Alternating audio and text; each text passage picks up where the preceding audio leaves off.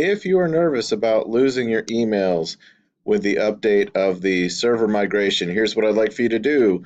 Open up Outlook, click on File, and then Open and Export. You're going to import export. You're going to export a file, click Next.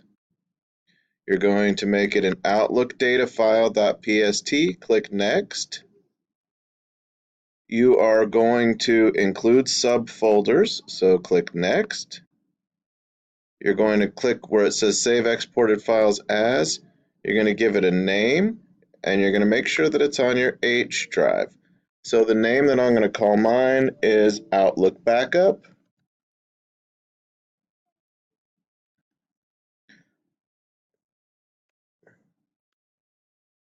.pst, and I'm going to click OK. And it's going to tell me to replace duplicates with items exported. Yes. It's going to give me the option to put a password. I don't need to. I'm going to click OK.